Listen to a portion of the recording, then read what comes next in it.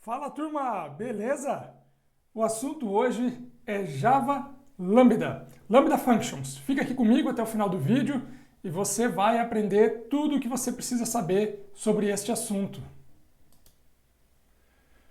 Vou começar com um exemplo bem simples. Eu tenho aqui uma lista de pessoas, declarada aqui na minha classe forEachLambda.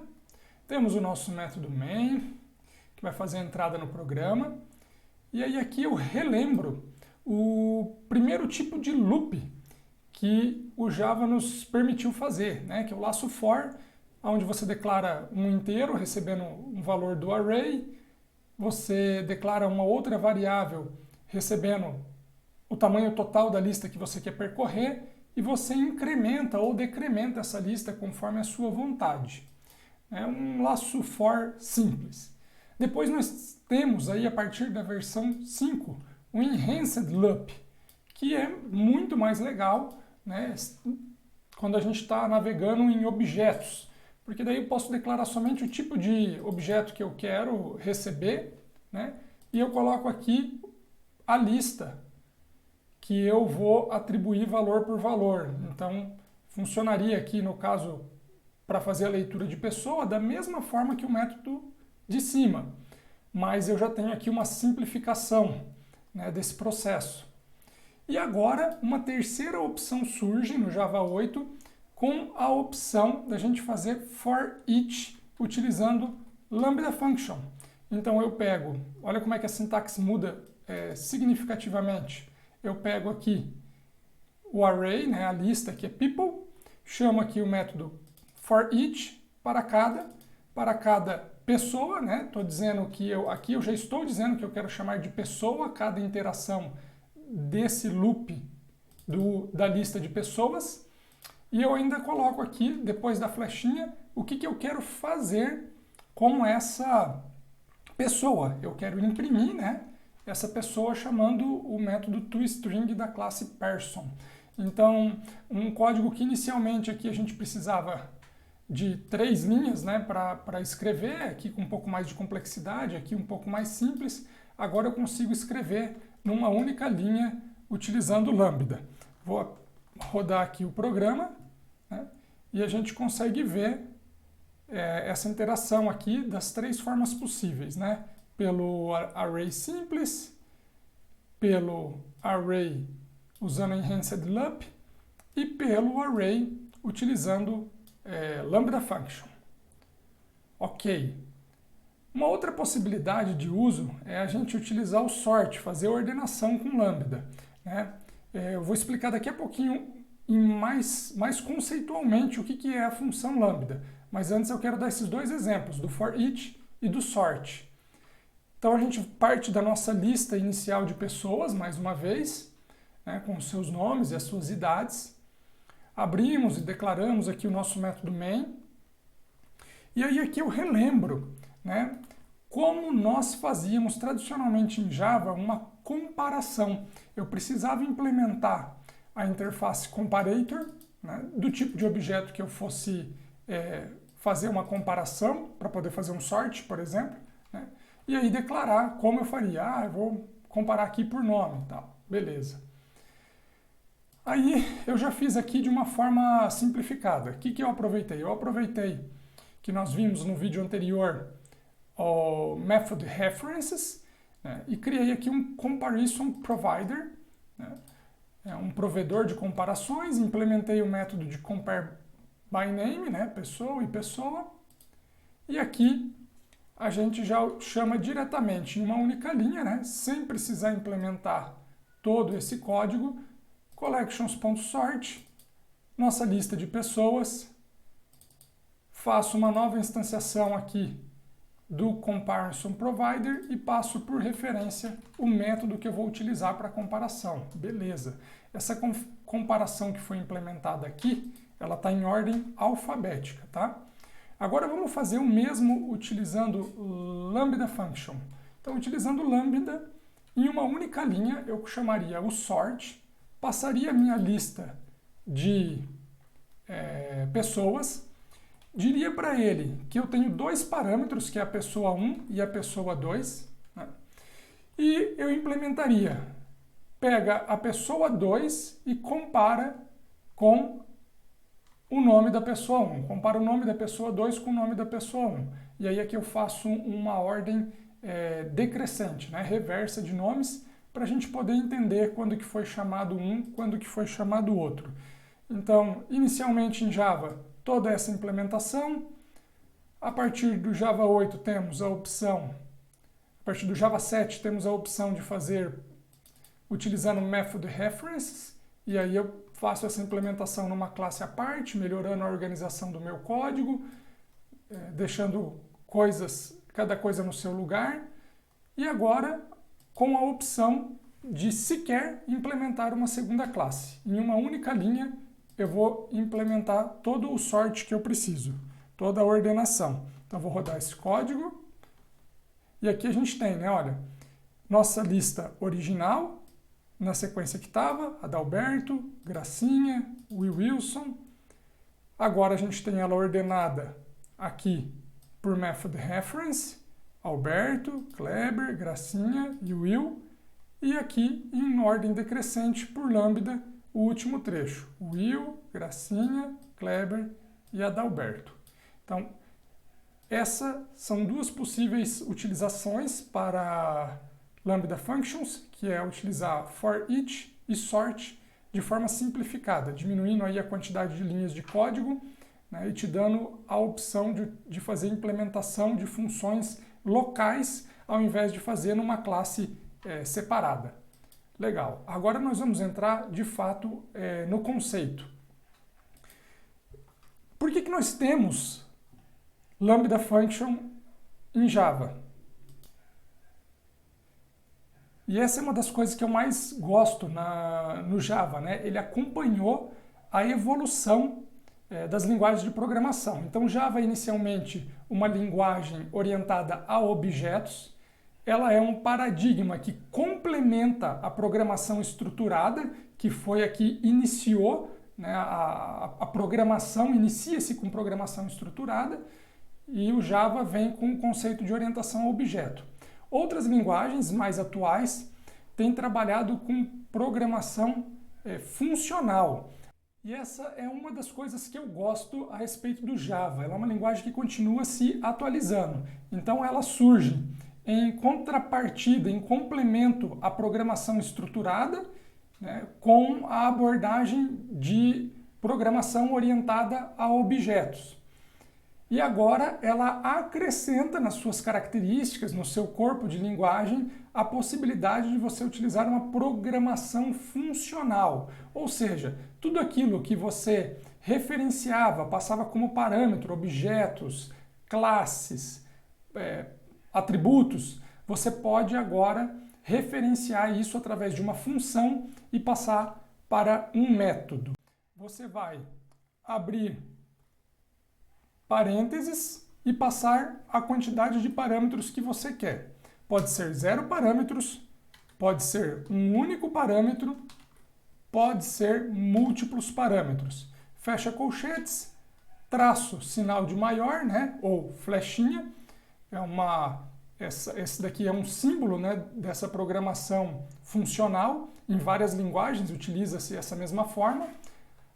Abro e fecho chaves, ou colchetes, como preferir, e implemento o meu bloco, meu código de bloco. Tá? Então, essa é a anatomia de uma função lambda. É legal ter isso na cabeça, porque quando você bater o olho no código, você vai saber que se trata de uma função lambda.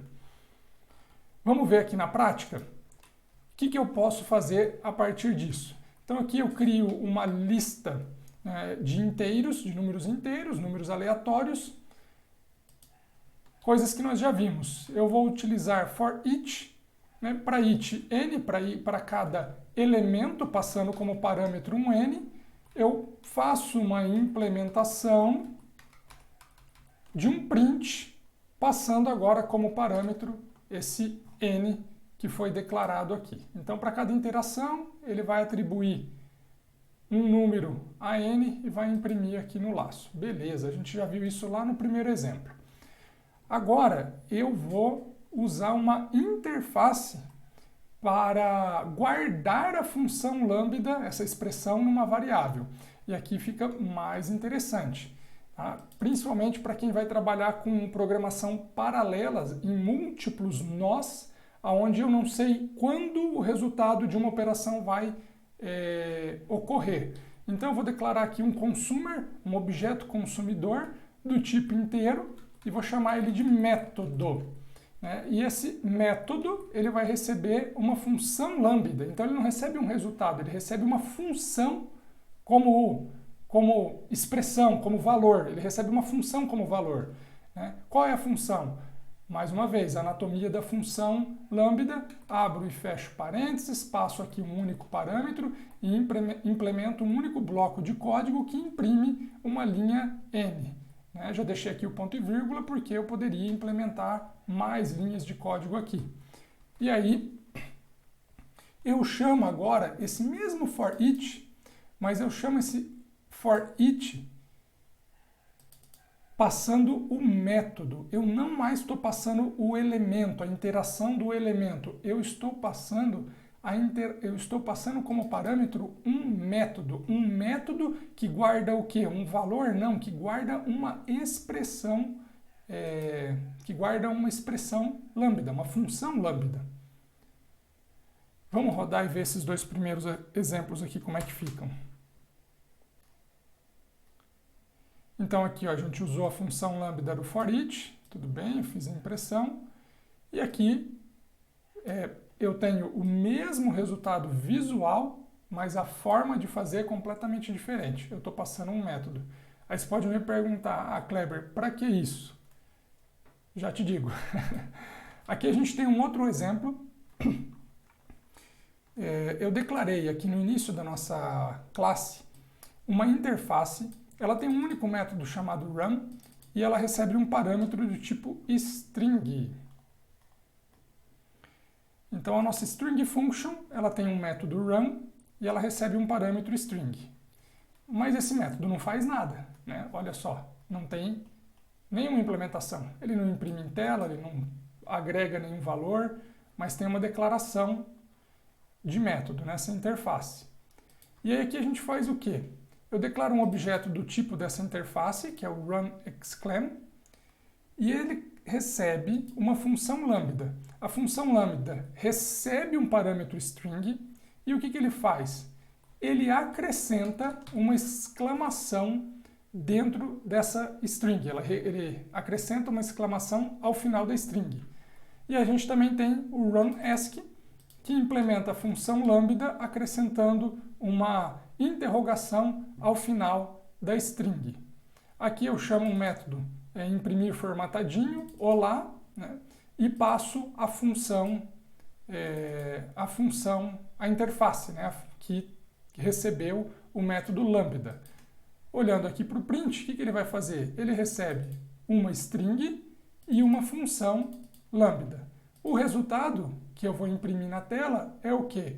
Eu chamo o format, que é a string function, .run, e eu vou rodar agora essa string. Então, o que vai acontecer? Lembra que essa string function, o que ela guarda? Ela guarda isso daqui, ó. Pega o parâmetro e ao parâmetro que eu peguei você acrescenta ou uma exclamação ou uma interrogação. Quando ele chegar nessa linha aqui, ele vai pegar essa string que você passou, que no caso aqui é hello, nas duas funções, e vai submeter a isso daqui, ó. Vai executar esse trecho de código aqui. Isso vai ser o resultado e ele vai imprimir. Se a gente olhar aqui o exemplo, hello com exclamação e hello com interrogação. A gente vê o resultado, a saída da linha 42 e da linha 43. Tá? E aí que eu te explico onde é que isso tem bastante utilidade. Eu implementei uma vez um sistema que fazia cálculo de indicadores, de performance de indicadores. E qual era a questão? Qual era a dificuldade? A dificuldade é que cada indicador tinha uma fórmula matemática diferente. Então, como você fazer um processamento que tem que devolver sempre um resultado único, qual era o resultado? O resultado que eu queria ver em tela era o percentual de completude daquele objetivo, entre 0 e 100%. E para eu processar isso, cada indicador tinha uma fórmula matemática diferente. Então, eu não me lembro como eu resolvi na época, mas nós não tínhamos o recurso da Lambda Function. Então foi feita toda uma engenharia ali para tratar essas fórmulas matemáticas e conseguir processar cada uma delas, sendo que o usuário podia montar o que ele quisesse de fórmula matemática na tela. Eu não tinha nenhum controle. Ele podia pôr a expressão matemática que ele quisesse. Aqui eu já teria um recurso muito mais interessante. Eu poderia, né, criar uma math function, implementar uma interface que recebe essa fórmula matemática e aí ter um único processador de fórmulas matemáticas que pudesse destrinchar e executar isso através de Lambda Functions. Um outro uso para a Lambda é na criação de threads, na criação de tarefas e execuções paralelas. Vou primeiro mostrar como que a gente fazia da forma tradicional em Java. Eu teria que criar aqui, uma implementação de runnable. Então aqui eu tenho a thread 1, declarando que ela é um new runnable, e a função dela, né? Quando rodar, a thread 1 está rodando. E aí, no meu código Java, eu ia fazer na minha execução principal, né, na minha linha de execução principal, eu ia fazer uma nova thread e passar essa thread 1 que eu declarei e chamar o método start para rodar essa thread. Agora, se eu rodar isso por função lambda, como é que isso fica? Eu não preciso mais criar uma implementação de runnable. Quer dizer, eu crio uma implementação de runnable, mas eu crio de forma dinâmica, através de função, no próprio corpo do código. Então eu declaro aqui um runnable, um Java 8 runner, não passo nenhum parâmetro para ele, uso aqui o símbolo de Lambda Function e digo o que eu vou implementar. Eu vou implementar que o Java 8 runner está rodando. E aí eu consigo criar uma thread. Se uma thread simples como essa, daria para implementar em uma única linha. Mas um trecho de código bem mais simples e toda a implementação fica aqui na sequência, seguindo o paradigma de programação funcional. A gente consegue ver a saída disso aqui, definindo um runnable por Lambda Expression, que é esse cara aqui.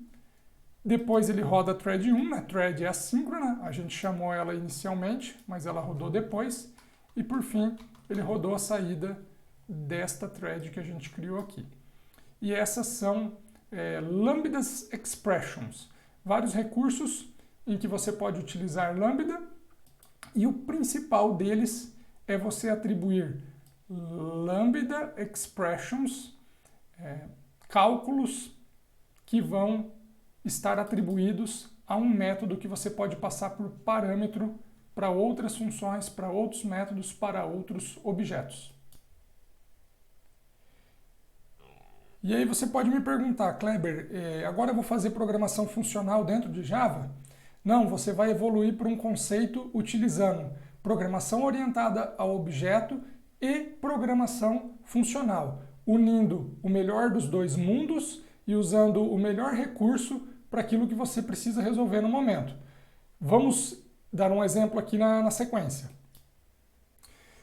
Vamos evoluir esse conceito aqui dessa interface que eu declarei aqui para o paradigma orientado ao objeto. Então eu vou criar uma Lambda interface, diz aqui que está com alguns problemas, mas não está não. É só falta de atualização aqui do meu editor. Tá? Você declara uma interface e diz que ela é do tipo Functional Interface. Declara o método como você faria em qualquer interface, passando parâmetros, não passando parâmetros, de acordo com a tua necessidade. E aqui a gente faz a implementação. Então, o que eu estou fazendo? Eu estou destrinchando esse conceito aqui que a gente viu aqui em Lambda Expressions, para o paradigma orientado a objeto, declarando uma interface que é do tipo interface funcional, que tem o método que vai ser implementado pela expressão lambda, e aí eu crio a implementação. Vou dar um exemplo de uso de interfaces funcionais utilizando lambda functions. Então eu declaro aqui a minha lambda interface, este outro arquivo aqui, chamo ela de lambda function, não tem nenhum parâmetro. Ah, Kleber, por que não tem nenhum parâmetro? Porque basta ver aqui que eu não recebo nenhum parâmetro nessa função aqui. Agora ele atualizou aqui o editor e tirou o vermelhinho. Que bom! Tá? E aí aqui eu digo que a implementação desse código é sayMyName. Por que sayMyName? Porque esse método ele tem que retornar uma string. Então a string que ele vai retornar é sayMyName. E eu guardo isso nessa função. Peço para imprimir. Para imprimir o quê? Essa função, fazendo agora a chamada do seu método. Diga isso. Aqui eu pego a mesma função, o mesmo objeto declarado, e atribuo um outro nome. E peço para executar novamente. O que acontece? Através de interface funcional, eu digo meu nome, eu digo outro nome. Então, o mesmo conceito que a gente viu aqui, implementado pelo paradigma de orientação ao objeto, onde eu declaro o método numa interface e utilizo ele na minha implementação, atribuindo o valor de uma função para aquela interface. Qualquer função? Não. Uma função específica declarada numa interface.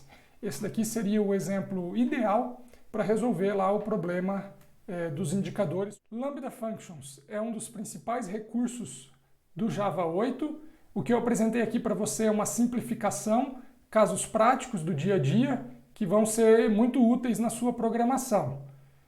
Deus abençoe e até a próxima. Tchau!